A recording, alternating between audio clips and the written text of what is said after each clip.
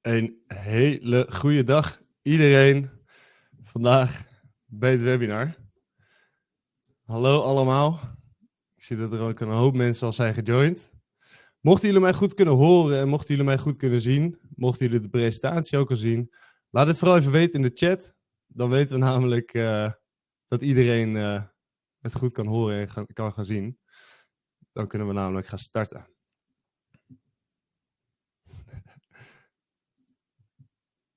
Bart, heel goed. Kijk, super. Nou, helemaal goed.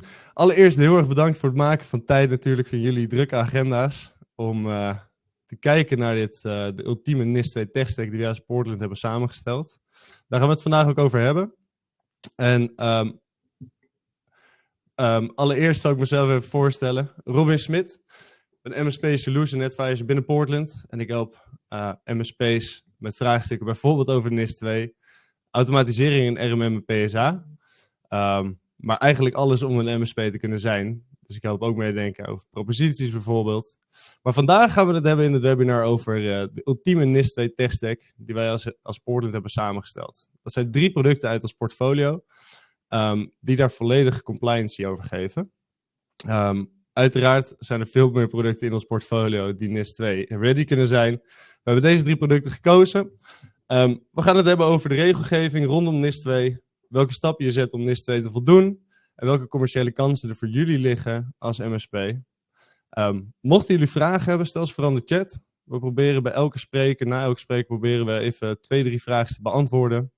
Mochten jullie uiteindelijk nog met vragen zitten, plan gerust een afspraak in mijn agenda, zodat we het er dan nog even over kunnen hebben.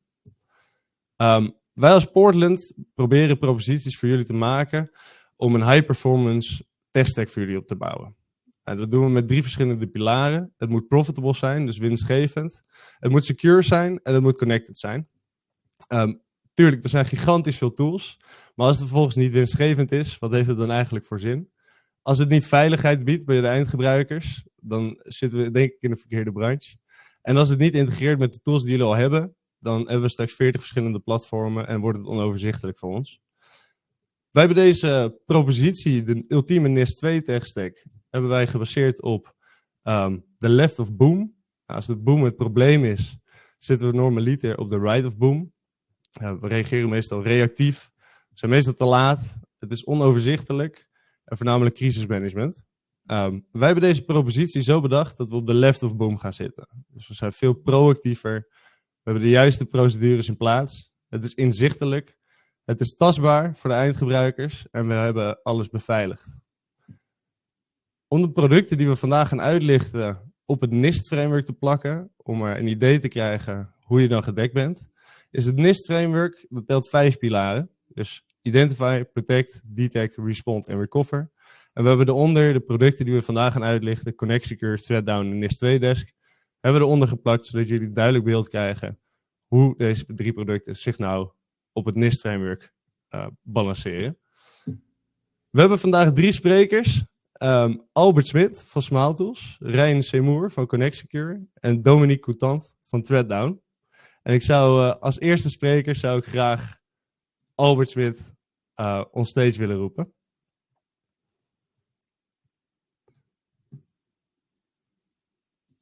Als het goed is, komt hij er nu aan.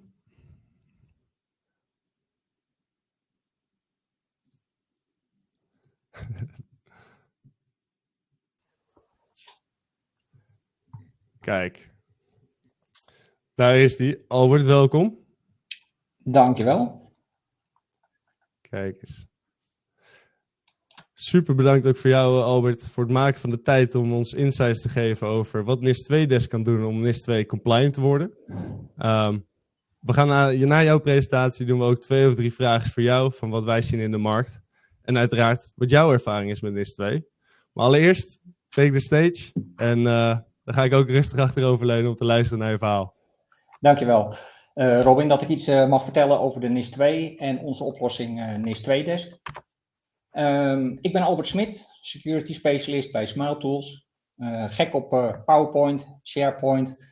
En ik wil graag iets vertellen over hoe wij Office 365 slim inzetten als organisator voor de NIS2. De NIS2 bestaat uit 78 pagina's met complexe teksten. En eigenlijk gaat 77 pagina's over hoe het geld in Europa verdeeld moet worden. En 1 A4'tje over hoe wij als IT-ondernemers maatregelen moeten treffen om aan de zorgplicht te voldoen. Belangrijk om te realiseren is dat elke organisatie, of althans de bestuurder van elke organisatie, persoonlijk verantwoordelijk is voor de cybersecurity. Daar komen ook straks boetes en andere maatregelen nog op.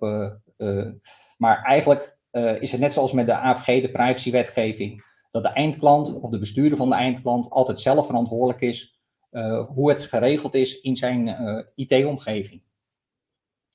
Binnen Nederland is het NCSC toegewezen als uitvoeringsorgaan voor deze wetgeving. Zoals jullie weten is cybersecurity en IT niet bij één ministerie belegd, maar bij verschillende. We hebben nog geen minister van IT-zaken. Dus op dit moment is het NCSC heeft aanzienlijke budgetten gekregen om dat voor ons te gaan inzetten. En ze verschijnen ook bijna elke week op dit moment ook nieuwsberichten om aan de naamsbekendheid te werken ervoor. Ja, wij vinden als SmileTools dat jullie als IT-ondernemers gewoon moeten voldoen aan de NIS2. Niet zozeer of het wel of niet moet, of jullie klein of groot genoeg zijn, of jullie omzet of wel of niet clouddiensten leveren. Maar meer omdat je het zou moeten willen voor je klant. Als je zelf de boel goed op orde hebt, goed gedocumenteerd, goed geadministreerd, kan je dat vervolgens ook inzetten als extra dienst bij je klant. Om aan deze regelgeving te voldoen, zul je zelf een security officer in je organisatie moeten toewijzen. En die zal 1 of 2 uurtjes per maand de administratieve zaken moeten regelen rondom de NIS2.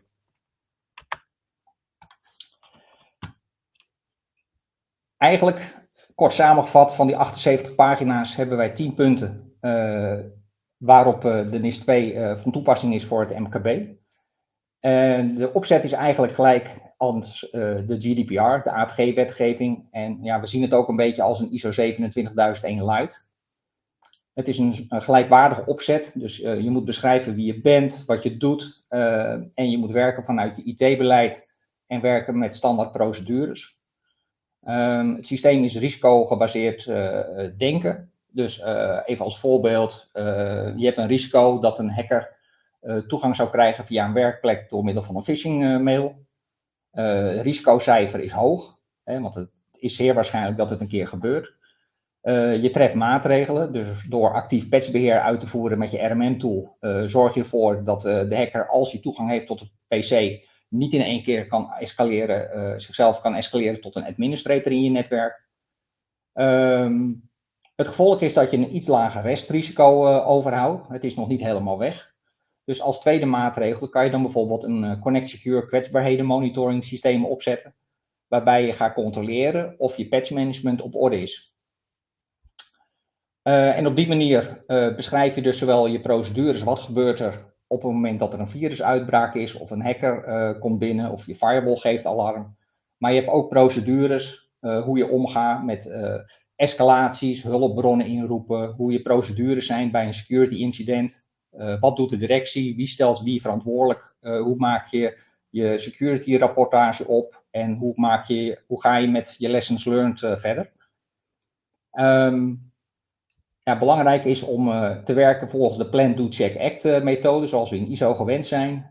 Liever kleine stapjes om te verbeteren en niet in één keer denken van we staan links en we gaan in één keer, of we staan rechts van boom en we gaan in één keer helemaal naar links van boom. Doe het in kleine stapjes en zorg dat het behapbaar blijft.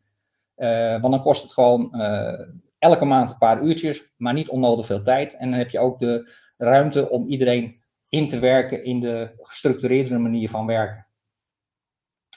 Uiteraard moet je zorgen voor audits en controles of al je maatregelen goed functioneren. Als je met nieuwe diensten gaat werken, je gaat nieuwe software ontwikkelen of je gaat zorgen dat nieuwe bedrijven overgenomen worden of je gaat nieuwe websites in de lucht brengen. Denk dan altijd even na dat je op papier de woorden cybersecurity, hoe gaan we om met de security niveaus. Zorg dat er trainingen geleverd worden vanuit de security officer rol aan je directie, aan je managementteam en uiteindelijk ook aan de mensen op de werkvloer.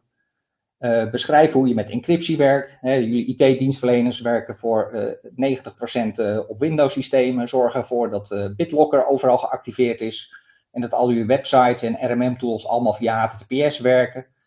Controleer je firewall erop dat er niet per ongeluk toch nog ergens HTTP-verkeer tussendoor glipt. Maar zorg dat het gewoon niet afgeluisterd kan worden. De moeilijkste is eigenlijk het beschrijven van de rechten en de toegangsrechten. Om daar een beleid van te maken. Hè? Want in de IT hebben we security groepen. Maar een security groep is eigenlijk niet gelijk aan een rol, zoals we dat tegenwoordig noemen. Dus ga daar een goede matrix van maken en controleer die matrix elke 3 maanden. Doe dat zowel in Teams, maar ook voor je file shares of je applicaties zoals Exact of je AVAS. En uiteraard, maar ja, dat hoef ik aan IT'ers niet uit te leggen, multifactor authenticatie. Want ja, dat heb je echt wel nodig om dat op orde te krijgen.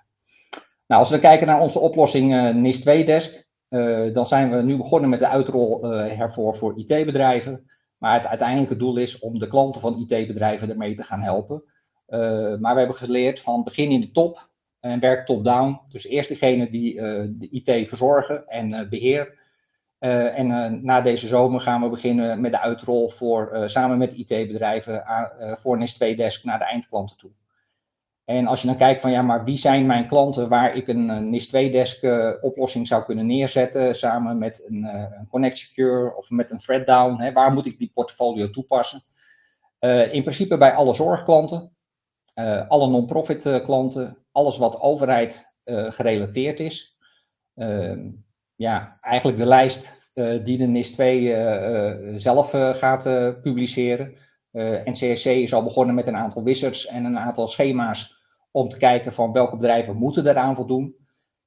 Maar wat wij geleerd hebben met onze andere oplossingen rondom de AVG, is het eigenlijk meer een kwestie van willen.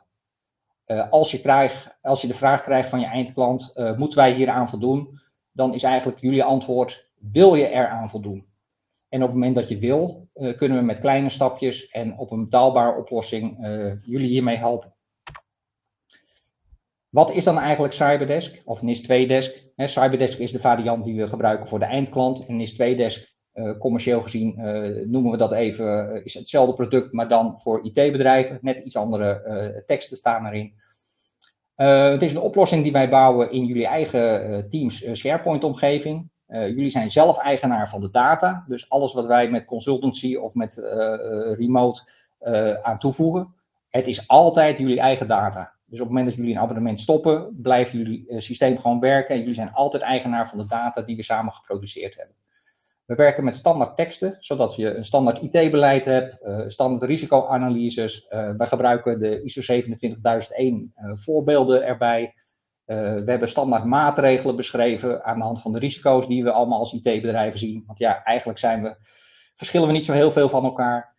We hebben standaard procedures gemaakt over hoe je met een virusmelding omgaat. Dus als je vanuit Threaddown een melding krijgt, hoe ga je daar als organisatie op reageren? Je kan heel veel escaleren, 3, 5, 60 dagen per jaar naar een Threaddown. Maar hoe ga je zorgen dat die informatie ook weer bij jouw organisatie terugkomt en hoe ga je dat verwerken? Zorg dat daar ook je eigen escalatiedienst op aansluiten met standaard procedures. Zorg dat je de juiste hulpbronnen hebt op het moment dat een klant gehackt wordt en het gaat helemaal fout. Wie ga je erbij roepen? Heb je zelf een team van 5 tot 7 mensen klaarstaan om een klant te helpen? Of ga je gebruik maken van een Fox IT of een Noordwave of een andere organisatie? Zorg dat je er vooraf over nadenkt. Beschrijf van tevoren ook je procedures rondom een security incident. Wanneer noemen we iets een security incident? Hoe gaan we ermee om? Wat doen we met de lessons learned uit een incident? Niet alles is meteen een hoge incident met een hoge escalatiewaarde, maar probeer daar vooraf over na te denken. Ja, en het belangrijkste natuurlijk is de disaster recovery. Zorg dat je een procedure op de rit hebt en test het ook 1 keer per 2 jaar om te zien of al jouw applicaties op een goede manier gerecoverd kunnen worden. Nou, dit doen we door middel van een dag consultancy op locatie of meerdere dagen consultancy afhankelijk van de abonnementen. We hebben nog een aantal teamsessies daarna om te zorgen dat de voortgang bewaard blijft. En wij werken door met standaard componenten vanuit SharePoint. Dus geen bijzondere high-tech spullen. SharePoint lijsten, Microsoft Planner. We werken met powerpages. Dus eigenlijk alles om het in Office 365 makkelijker te maken voor jullie. Dus dit is eigenlijk het gedeelte wat ik voor jullie kan betekenen rondom de NIS2 en onze oplossing NIS2 Desk om IT-bedrijven te helpen te voldoen aan de NIS2. Ja, super Albert. Echt heel erg bedankt. En ja, het is toch mooi als je het hebt over producten of oplossingen van MSP's naar de MSP's. Dan ben je eigenlijk wel een van de betere voorbeelden hiervoor. Laten we even wat vragen doen. Mochten jullie vragen hebben voor Albert, stel ze vooral in de chat. Dan kunnen we ze of nu behandelen of behandelen ze later. Ik heb in ieder geval 1 vraag van Bart Haarman ontvangen. Begrijp ik dat Cyberdesk, NIS2 Desk, een Teams of SharePoint-based is, alleen via die oplossingen? Ja, correct. Wij installeren onze templates in de Teams SharePoint-omgeving van de eindklant. Mocht een klant geen Teams of SharePoint hebben, voor €4 of €5 per maand heb je een standaard abonnementje met 1 user. Dus dat is ook niet een belemmering, denk ik. Dus ja, het draait in SharePoint, maar het komt in combinatie met een stukje consultancy. Hè. We komen een dag op locatie om te helpen, omdat wij geleerd hebben dat het aanleveren van standaard teksten niet voldoende is om er snelheid in te krijgen. En dat je gewoon ondersteuning bij nodig hebt om met de directie te praten, om met de security office te praten en met de uitvoerende IT om te zorgen dat we de snelheid erin kunnen houden. Ja, check, duidelijk. Hey, en Albert, je noemde net ook al Connect Secure en Threaddown. Wat is jouw band met Connect Secure? Want jij voert heel veel gesprekken met MSP's die jullie oplossing implementeren intern. Wat is jouw band met Connect Secure? Wij zijn met Connect Secure in aanraking gekomen, nou ja, eigenlijk ook weer via jullie natuurlijk. Omdat we een oplossing zochten om onze RMM's die wij bij onze IT-partij waar wij advies geven verder willen controleren. Omdat wij altijd een wel eens niet een spelletje hebben met de operationele IT-beheerders. De mensen die achter een RMM-dashboard zitten te werken, dat is hun wereld. En daarvan horen wij altijd van, wij hebben het hier op orde. En dan worden daar rapportages van gemaakt. Maar in de praktijk leest niemand de rapportages die gegenereerd worden. Dus zijn wij vanuit de security officer rol gaan nadenken van wat kunnen wij doen om de IT-bedrijven of het operationele helpdesk gedeelte daarvan te controleren. En daarvan zijn we met Connect Secure in aanraking gekomen en wij zetten Connect Secure nu op bijna 700 werkplekken zetten we dat weg om te controleren of de MSP'ers hun werk goed doen. En het is voor ons dus echt een pure een check op vulnerabilities naast de tools die de helpdesk gebruikt om aan te passen. Dus de helpdesk past aan met RMM en wij controleren met Connect Secure of alles voldoet aan onze wensen als security officers. Ja, dat is top. Ja, dat is top. En dat is ook een mooi bruggetje, denk ik, naar de volgende spreker. Albert, mag ik jou heel erg bedanken voor jouw tijd. En je blijft natuurlijk in de chat, dus mochten jullie nog vragen over Albert, stel ze in de chat. Dan kunnen we misschien aan het einde van het webinar kunnen ze nog even bespreken. Mochten er uiteindelijk achteraf nog vragen zijn voor Albert, plan gerust een afspraak bij me in. Dan ga ik door naar de volgende spreker. Dat is Ryan Seymour van Connect Secure. En die gaat jullie meer insights geven over wat Albert net al vertelde. Over hoe Connect Secure gebruikt kan worden om NIS2 compliant te zijn. Nogmaals, mochten jullie vragen hebben, stel ze vooral in de chat. Dan kunnen we ze altijd nog bespreken. En dan kunnen we Albert misschien nog later omhoog halen. Albert, heel erg bedankt. Kijk eens, ben ik ineens in mijn eentje. En als het goed is, ik las net ook al tromgeroffel, dat hadden we eigenlijk moeten hebben. Ryan, hello. Hey, hello. Thanks for having me. Thanks for coming, man. Thanks for coming. My pleasure. Happy to be here. Awesome, and I truly appreciate your time and your effort to give us some insights how Connect Secure solution as Connect Secure can help the MSPs to be more aligned with the NIS2 legislation. So yeah, stage is yours, man. Thank you so much. Yes, my pleasure. Thank you. So yeah, we're going to talk Connect Secure and how it can help in the lens of the NIS2 legislation and what the tool does and how it can really help you guys. So myself, Ryan Seymour, Director of Consulting and Education at Connect Secure. I've been working in the MSP space for about 20 years now, doing everything from consulting to sales to support to onboarding, implementations, audits, part of compliance. So I've done a little bit of everything in the space. Connect Secure, we serve around 2,200 MSPs. Portland is one of our main distributors that we work with. So we love working with Portland. As far as the background on our company, we've got offices based in Tampa, Florida, in Southeast Michigan. We've also got a presence in India where our development center is at. The company is GDPR certified. We're SOC 2 Type 2 certified. We've got ISO 27001 certification, and we're working towards our federal FedRAMP certification and CMMC. So we'll continue to, get our certifications in the industry as a way to practice what we preach, right? At Connect Secure, we take the partners' cybersecurity very seriously. And so this is a way that we can demonstrate some of that with the partners is by participating in compliance and learning what you have to do to work within those boundaries. So it's a great stage today to talk about some of the new things we're seeing with the space and NIS2. So we're going to talk about how Connect Secure can help with that. Okay. So to set the stage a little bit about what Connect Secure is for some of you that may not be familiar with the platform, it is a SaaS-based platform. It also can come on premise, and it is a compliance and vulnerability management tool. Now, this tool has a lot of other features and bells and whistles, we'll call them, but its main core of what it does is risk assessments to identify vulnerabilities and identify your assets. So I've got a small graphic here that kind of goes off of the left of boom, right of boom reference to the cyber defense matrix that we heard earlier. And so our product really works in that identify column. I also work in detect a little bit, but we really primarily focus in that identify column. And we work across the 5 major asset classes, we call these.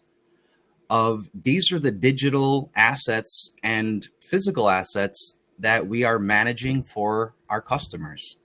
And so this tool's really about identifying what is the attack surface for your networks that you're managing. Where are those vulnerabilities at? In order to really know where you're vulnerable, you have to know what you're managing. And so the Connect Secure agent has a probe feature that will go out into the network, do a discovery, and it will return all of the assets back as devices, applications, networks, data, and users, so that you can start to really understand what you're managing and how to best protect each of those asset classes. When we think about these asset classes, we protect them with different technologies.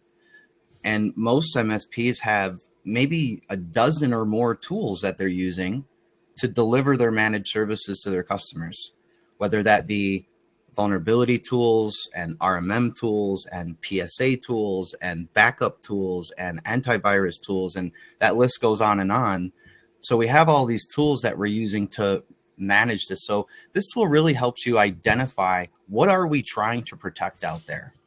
And then once we've identified those assets, we vulnerability scan them and we identify, are there flaws or weaknesses in the code?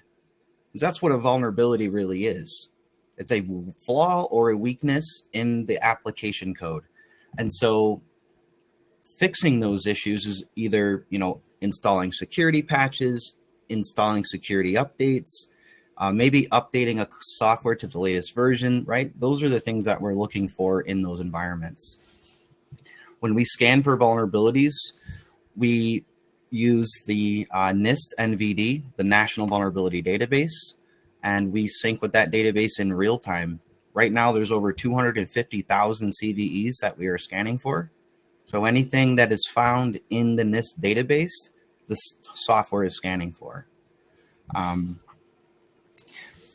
There's a lot of other bells and whistles. I'm not going to go through and read every one of these. You guys will have an opportunity to get the slide deck. So I'm not going to waste everyone's time. I'm sure everyone's read some of the things there. And if there's questions about these features, we'll have some time to talk through those if anything's catching anyone's eye. But the tool, I want to really focus on that core of what it does. It's going to identify all your assets. It's going to vulnerability scan those assets. So we're taking care of some of those NIS2 requirements with the detection of vulnerabilities, right? And then we're going to also look at those other environments like Active Directory. We can sync with Azure. We can sync with VMware. This tool runs across all 3 major operating systems. So Windows-based, Mac-based, Linux-based. So it's not just one platform. It can span across most of those assets. And so when we talk about using this tool, it can really start to help you guys empower NIS2 compliance with the platform, specifically around incident management. And as we talked about, disclosure of vulnerabilities across all of those assets that you're managing.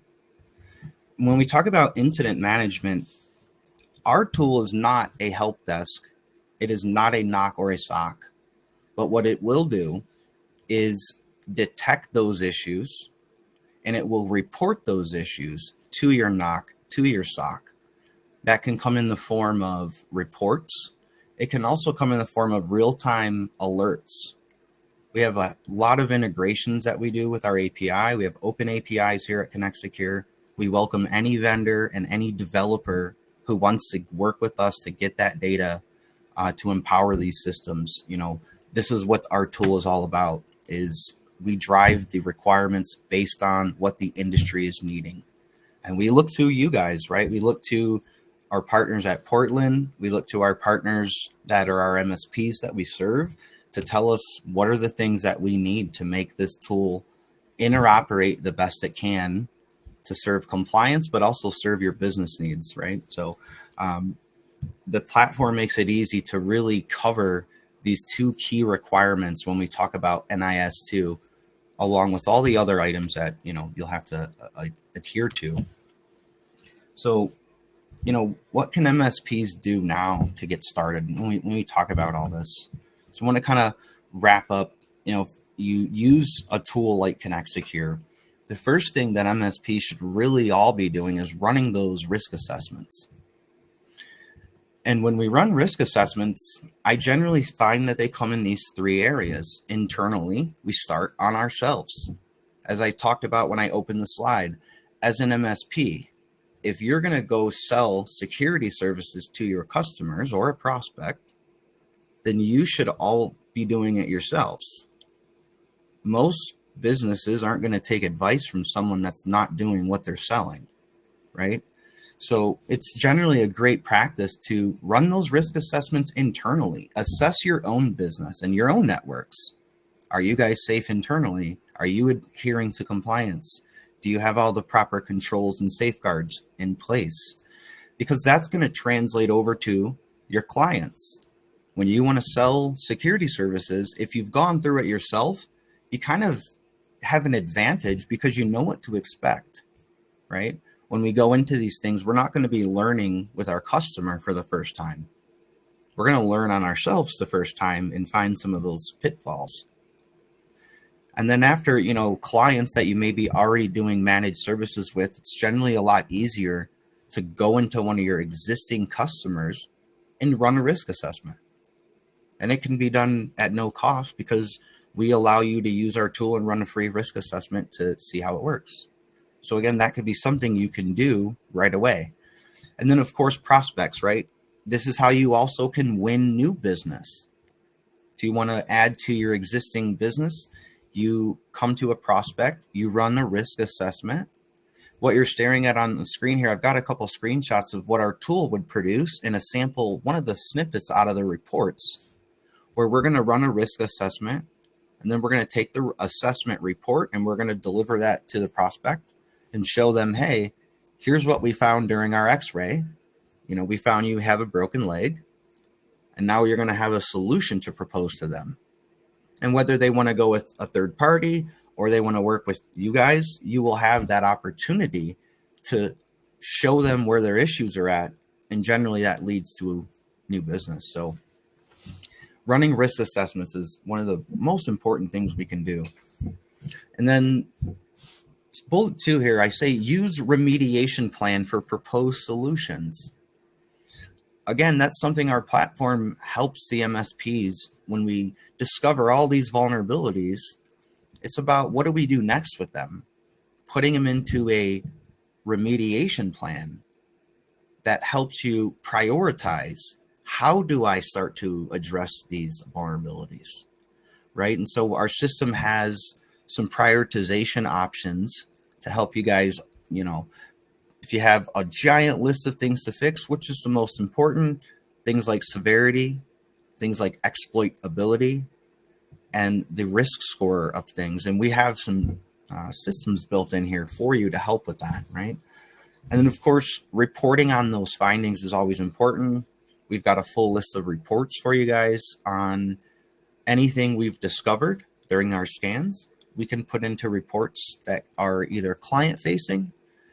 They could also be internal reports for your internal teams, right? SOCs and NOCs and the help desk teams that maybe want to see some of that data differently than an executive does. We would never send an executive an Excel sheet with a bunch of data in it. I would send the executive something like you're seeing on the screen that's got some charts and graphs and pictures and easy to read, right? No offense to any of the executives that are on the call today. I like those reports too. So number 4, identify compliance requirements for your clients. This one's very near and dear to me because I think this is one of the keys that our most successful MSPs that we work with at Connect Secure do number 4 very well. And what I mean by this is if you look at your customers, each one of your customers as they exist today, you should be asking the question, what are my compliance requirements for your customer, right? NIS2 being one of them, because that affects the entire EU. But then we talk about business vertical specific requirements. So if you work in healthcare, for example, you may have to oblige to HIPAA. If you work with payments and take credit card information and you do payments, you may have to use PCI DSS. There's all the NIS frameworks. There's all the CSF frameworks. So depending on what business you're in, whether it's financial, healthcare, technology, energy, utilities, financials, education, each of these verticals have very specific requirements for what we call compliance. So as an MSP, if you can answer that question ahead of time, be the customer, sit in the customer's shoes and ask the question, what should our requirements be? And then you know how to start approaching that journey with the customer. You know ahead of time, you can be proactive during those monthly, quarterly, or annual meetings that you may be having, and you can start to have those conversations because you're already doing the MSP work. What's next? How do we add additional value? How do we take the customer to the next level? We're already managing their technology. We're their trusted advisor. How do we take their business to the next level?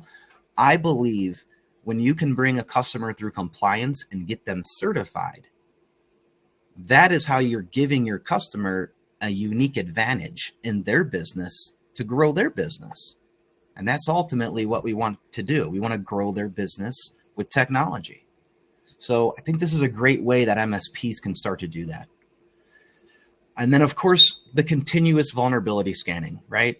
To stay compliant. I always explain compliance and vulnerabilities is not a one and done. It's a continuous journey that you have to stay on because every day, every single day, every week, there are hundreds or thousands of new vulnerabilities being exposed to the internet, to our customers, to everybody. And so if you stop looking, eventually, you know, your risk starts to realign itself. So I think these things here, MSPs can start doing now proactively to really get into this cyber and into the compliance space, which will lead to new revenues. So I want to thank everyone for letting me helpful. talk about some of those points. I see a couple questions came into the chat. Yeah. I'm happy to answer those.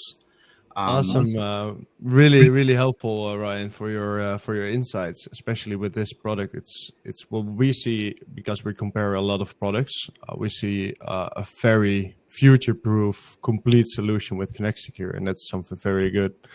Ryan, I got two questions for you, and those two are very much about integrations. How does the integration look like with Autotask at the moment? And the same with ConnectWise. Is the integration already done with ConnectWise? And how does the integration look like with Autotask at this moment?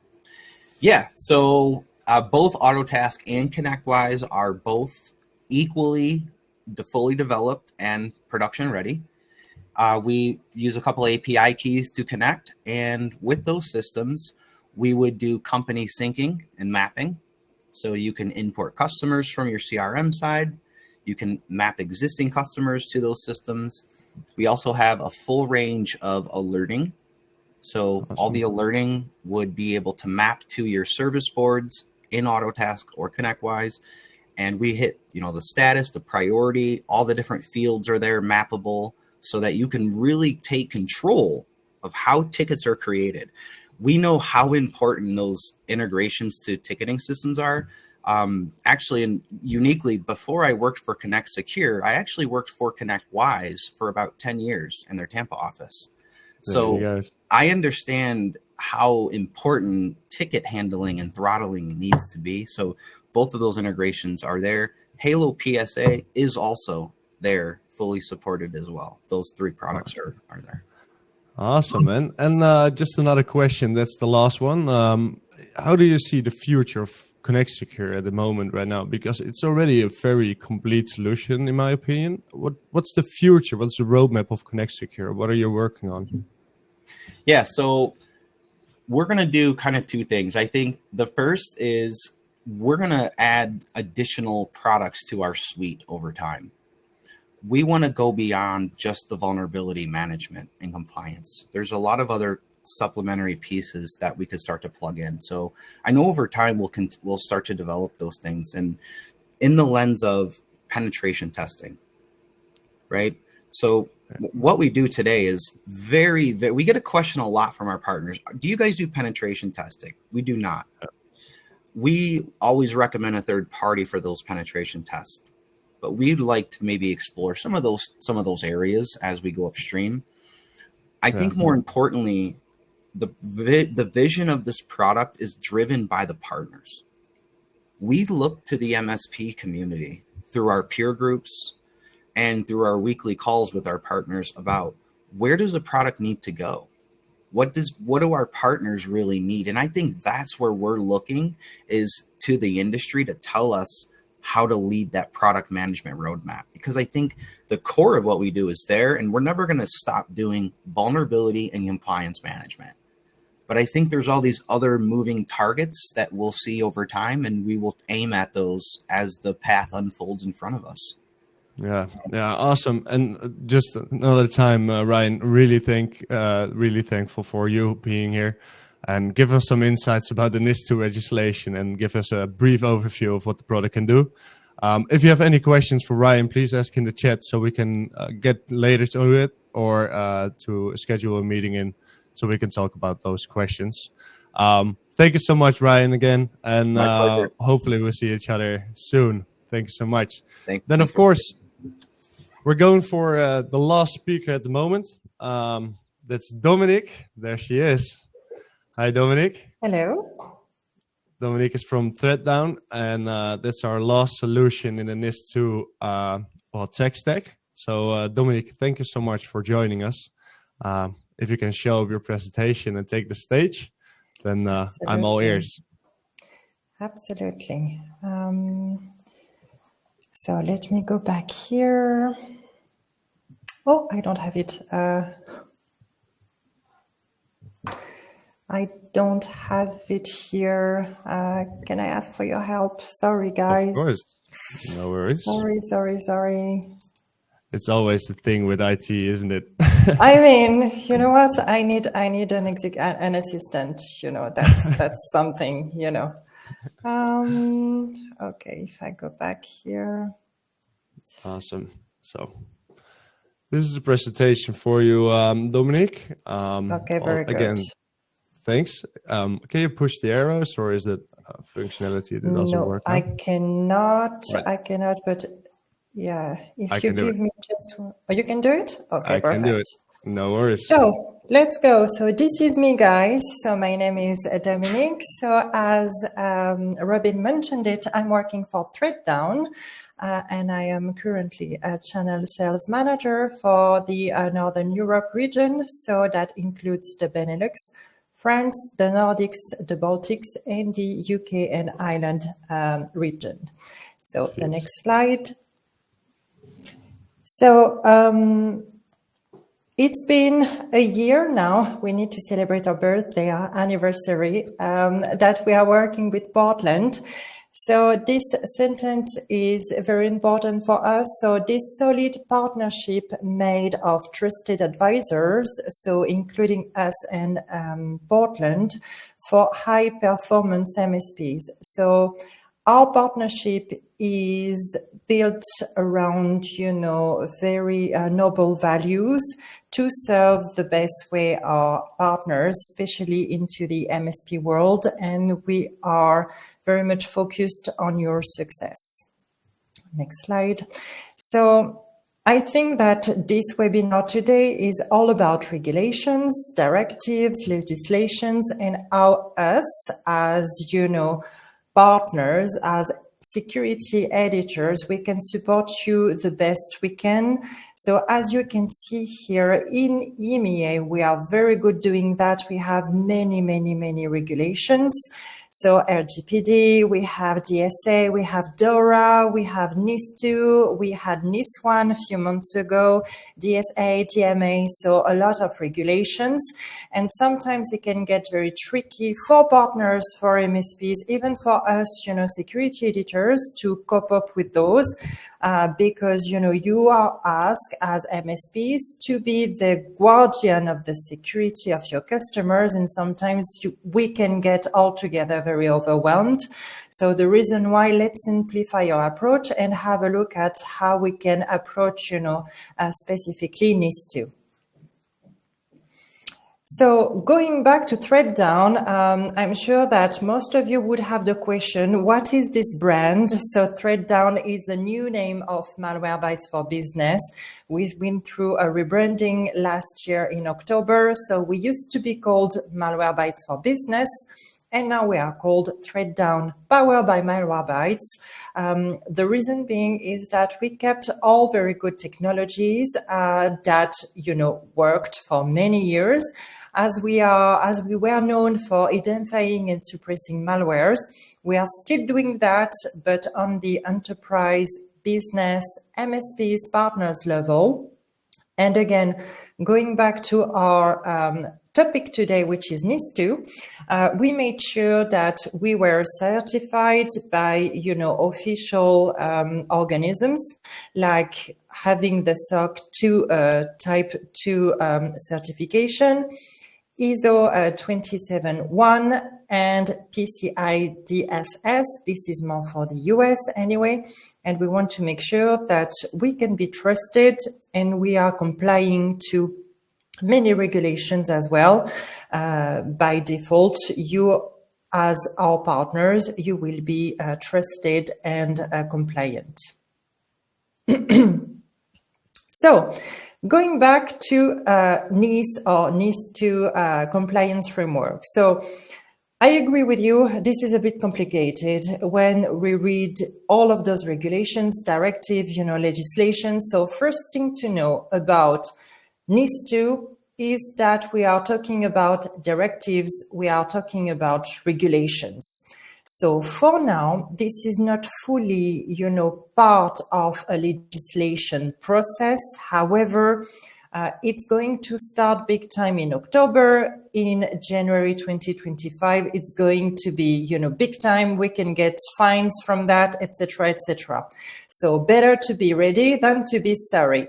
So if we summarize, all the steps here, we, summarized it in six relevant steps, which are identifying. So basically, you will need to have technologies who will support your business and your team to be able to scan and assess, your environments, your endpoints.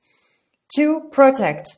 You have to make sure that protecting is not only about, knowing the threats and then protecting against them.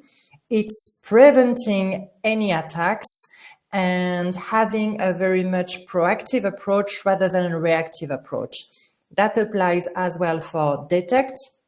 This is very much about intervening prior to any executions.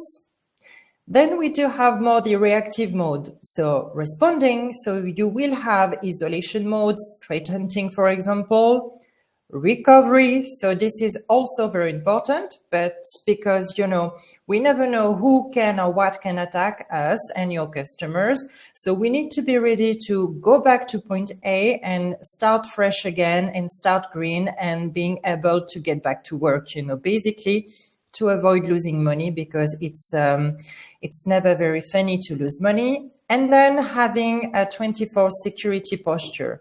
This is very much a requirement coming from the NIS2 regulation. So this is something that we will be happy with Portland to assist you with.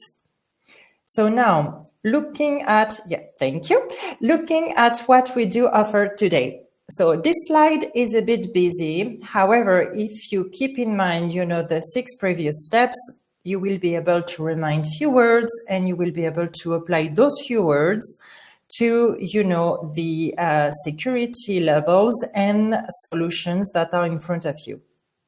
So let's start by, the OneView MSP console. So this is a multi-tenant console that will host all of your endpoints, all of your customers, that will be able to be managed through sites, through by default policies that you'll be creating yourself, by policies that will be suggested by the system, or by specific policies, depending on the industry, depending of the customer that you will be dealing with.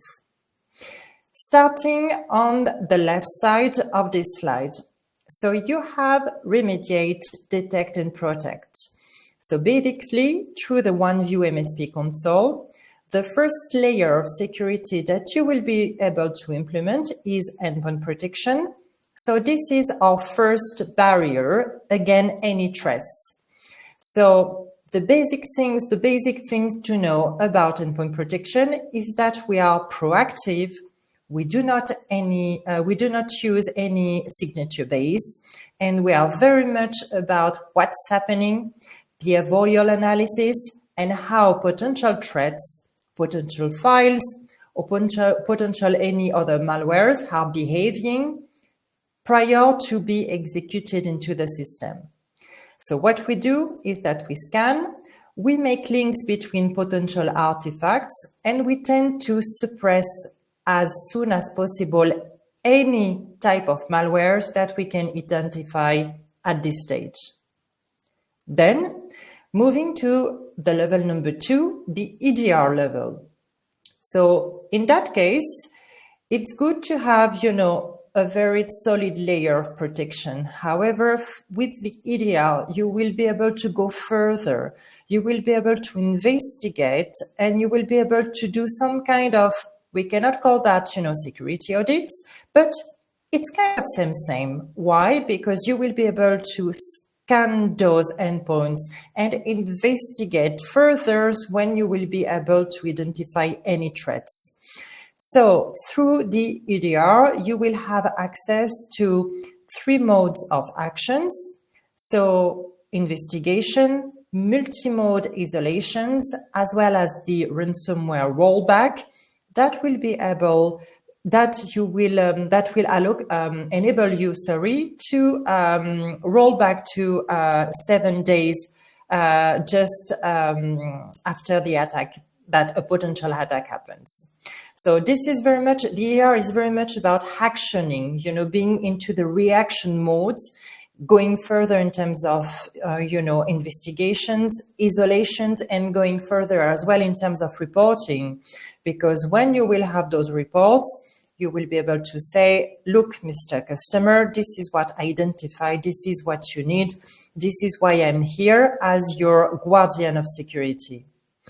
And then, because we know that, well, I hope you get some sleep during the night, and I hope that you have weekends off, and I hope that you take some holidays as well during the year. So we do have now those teams of MDR security teams. So we have analysts who are working in ThreatDown for ThreatDown towards our MSPs and their customers.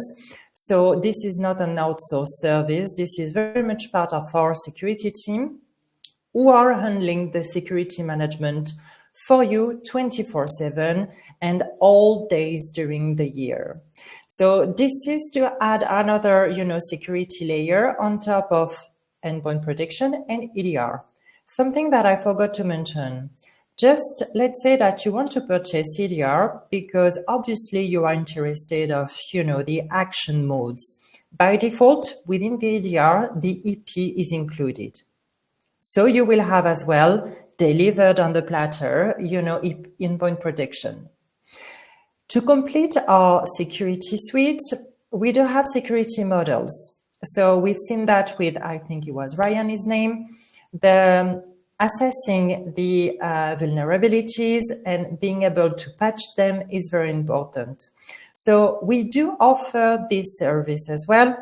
So on a complementary level, I'm not trying to say that, displacing Ryan, not at all. We are complementary. What we are doing today is building partnership with you guys for you to be able to have a very solid security offer. We do also have application block and DNS/content filtering.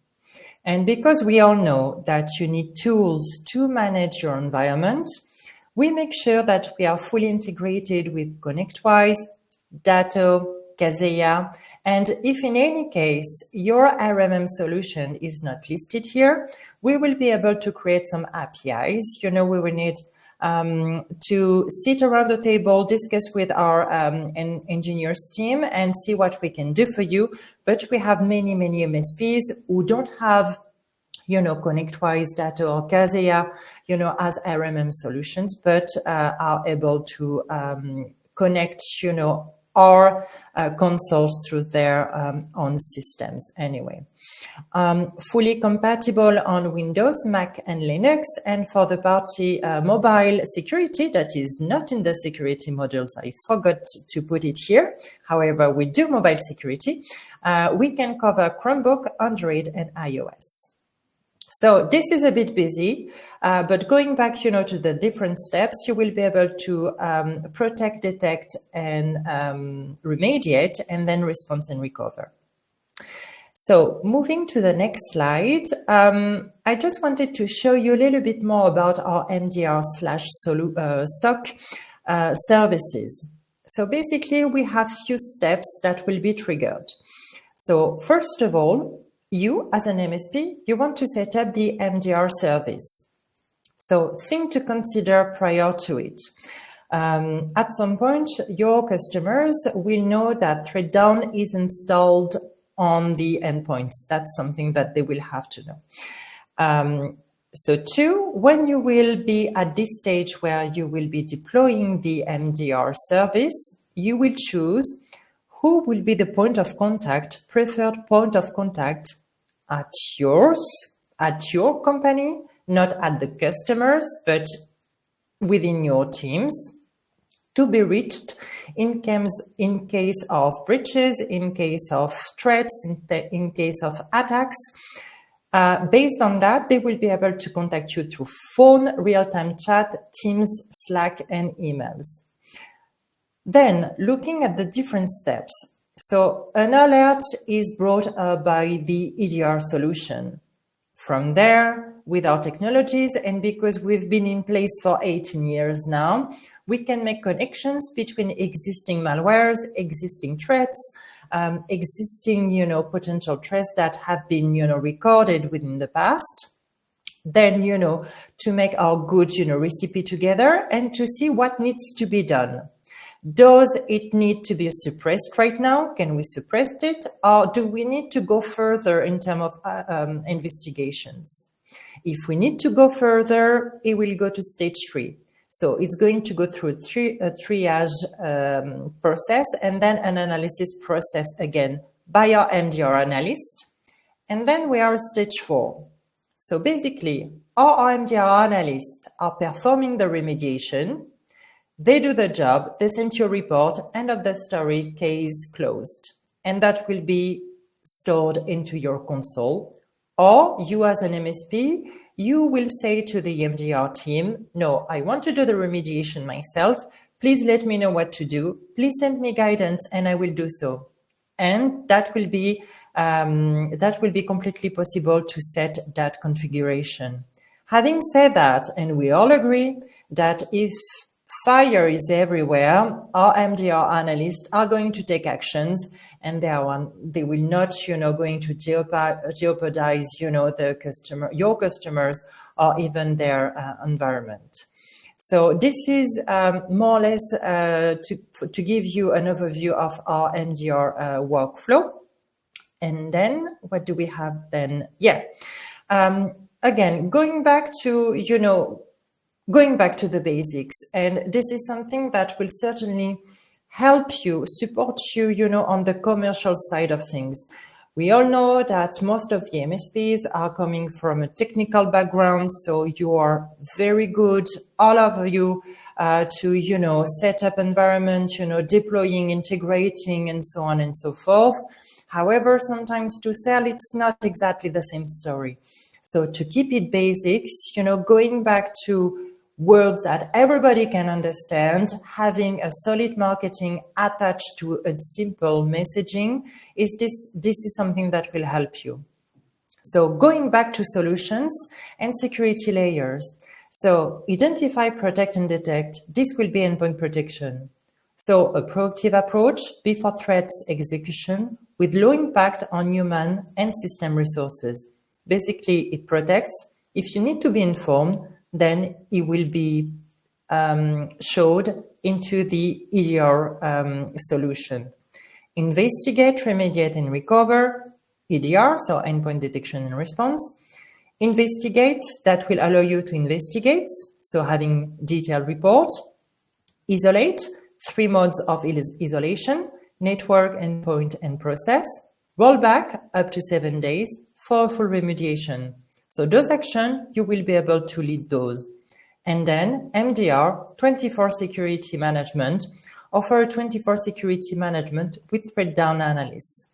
So those are 3 layers of security, 3 potential offers that you will be able to add to your portfolio of offering and solutions to help you to deliver the best services to your customers.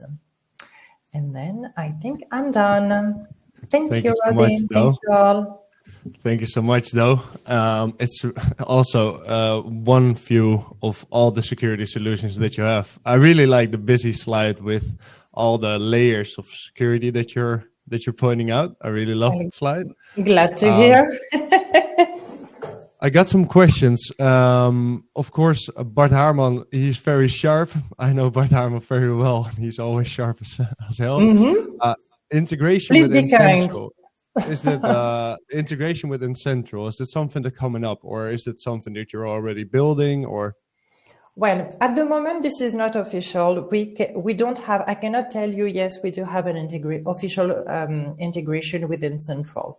However, and again, sitting with our engineers team, we can find ways to create APIs and to make sure that the integration is not official, but will be there for you to be efficient.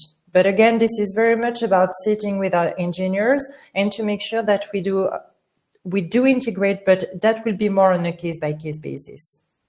Awesome. All right, thank you so much. And because of the time, we only have 1 minute left, so I think we calculated it pretty shortly. Mm-hmm. Of course, here's the last slide that we have. If you have any questions further, please use the QR code so we can talk about it. Voor iedereen in Nederland ook. Dit is een van de eerste webinars die we gaan doen. We gaan nog veel meer webinars lanceren. Zo hebben we over 4 weken hebben we een nieuw webinar over 365 management. Die link wordt nu in de chat gedeeld. Daar kun je je gelijk op aanmelden. Mochten jullie nou willen weten hoe deze 3 producten die we vandaag de dag hebben uitgelicht, mochten jullie deze nou willen bespreken over hoe jullie dit in een propositie kunnen gieten, plan vooral een afspraak bij mij in mijn agenda. Dit doe ik met meerdere partners. Dus dan help ik je graag erbij. And before we go on, so I will just let the QR code do its thing. Though I just had another question because Mark, he was asking several questions about the considerable overlap between ConnectSecure and ThreadDown. Mark, let's discuss that in a meeting because I got a good answer about it. But the more interesting question that Mark was asking as well is, does ThreadDown also incorporate their own EDR, XDR dashboard? Do you know that though? So we do have, anyway, through the console, you will have your own dashboards, you will have your own EDR dashboard anyway. Then, and I think the underlying question that is asked is, do we have an XDR? XDR is, of course, it's a big topic as well, so I will not go into details. However, and good thing is in exclusivity, an XDR solution is fully planned for H2 this year on ThreadDown side. However, depending on what we imply by XDR, MDR, etc., we can have a better conversation at a later stage. Happy to do so. Awesome. All right. Ik zou iedereen heel erg graag willen bedanken. Do, of course, thank you so much. Thanks for all the speakers. Dankjewel, Albert. En dankjewel voor iedereen die vandaag bij ons eerste webinar aanwezig was. Ik hoop jullie bij de volgende te zien. En nogmaals, mochten jullie vragen hebben, gebruik de link in de chat, zodat we er een keer over kunnen gaan sparren. En Mark, ik hoop jou sowieso graag te zien. Dank jullie wel allemaal. En de opname wordt vanzelf richting jullie gestuurd. Thanks. Dankjewel.